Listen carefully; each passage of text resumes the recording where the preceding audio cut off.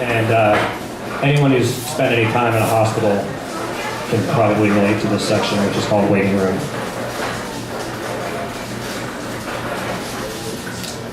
He waits. He looks out the window and he waits.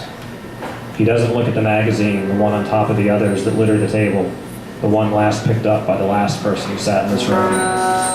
He stands, not wanting to sit, not wanting to look down at the magazine. He looks down at the magazine, which stares up at him, defiant, disinterested, doing all that was asked of it. The magazine didn't ask to be brought into this room. It didn't ask to be read or ignored, to be picked up and put down, to be digested and then discarded. He stands, knowing if he thinks about the magazine he wishes he wasn't looking at, the magazine he won't read, he won't think of the things he doesn't want to think about. He doesn't walk into the corridor to look in the room that his wife is not in. He waits. He understands. Anyone who's been where he is understands. You must prepare yourself to wait a long time. So you prepare, and you wait. And then, it's even longer than that. Longer than you remember, much longer. He remembers standing, then sitting in this room, almost the exact same spot, twice already. Third time's the charm, he doesn't think. And still, he can't help being surprised at how long he's had to wait. He waits. No one talks to him. They knew who he is and why he's here. And no one knows the story he could tell. It's the same story everyone who stood where he's standing will tell. He stands silently, shifting and sorting his awareness, that eventually they'll bring her to the room. When they bring her to the room, he'll see her. He'll see her seeing him, then see her seeing him see her, and then she'll ask him and he'll have to tell her. He'll try not to tell her, and she'll look at him and remind him that he has to tell her. He waits. He wishes they'd hurry up and get it over with, he doesn't say. And then he hopes that they'll never come so he can stand, peacefully paralyzed in this infinite moment. Eventually, he looks at the table and the magazine that waits for him to pick it up. He doesn't pick it up. He sits down and doesn't think about the nothingness that surrounds him, the nothingness around him and the gnawing nothingness inside him.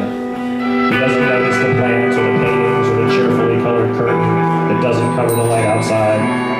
He doesn't allow himself to contemplate the sterile silence screaming all around him, the vacant spaces and the odd energies of dying life. Most of all, he doesn't think about it, how impossibly clean people in impossibly white clothes, speaking impossible to understand languages, using impossibly and powerful tools and technology, do everything they can, but they still can't keep it from occurring. He finds himself staring again at the magazine that he's picked up without realizing it. He doesn't open the magazine that, under normal circumstances, he would not have the slightest inclination to read. He doesn't open it and therefore does not, among other things, learn about which foods would improve his sex drive and help him sleep more soundly. He does not find out ways to make his partner reach new levels of ecstasy every time. He does not peruse his horoscope to see what the future has in store for him. He does not discover the secret to losing 10 pounds in only 3 days. And he does not skim the interview that explains how the fragile millionaire singer lost the chance of making millions more dollars after having a nervous breakdown while filming a commercial for a soft drink she'd never otherwise endorse. He waits. He doesn't pass the time planning opportunities that could create happiness. He doesn't deceive himself this time about the possibility of forgetting the present by focusing on the past. He doesn't dwell on the types of things that they would enjoy doing again, the things they enjoyed once, which they never found the time or forgot to do again. He doesn't think about the ways in which you discover the things you loved then become the things that bring about inexplicable sorrow. The movies, the music, the meals, the books, the board games, the photo albums, the family. And so, he doesn't allow himself to think about her as she is now, or how she was then, or how he is now, or how he was then, how he will be. He looks down at the magazine again and picks it up again. He understands that the second he opens the magazine, they'll arrive, wheeling her down the hall like the enigmatic magicians they were trained to be. If he opens the magazine, the magic act performed again before an awkward audience will begin again. So he waits. He stands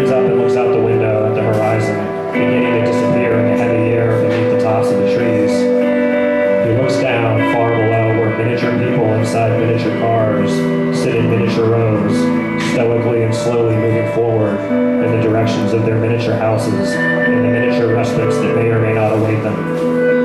The sky continues to sag, ensnaring the world in its unspeaking century. The people and then the cars and then the earth all slip away, leaving only lights that sigh stoically, bearing witness to it all. He looks down at the waning waves of lights, and these lights do not look like 1,000 sets of eyes. They do not make the darkness more discernible. They do not appear as poetry. They're exactly what they are. Their progress, their pain, their power. They're the cold logic of machines that control the lives of the men who made them. He doesn't let himself think about these things.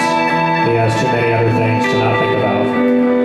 He does not turn around. He will hear them eventually when they come. Eventually they'll come and he'll hear them. And then he has to turn around. Then he looks down again at the magazine he won't read.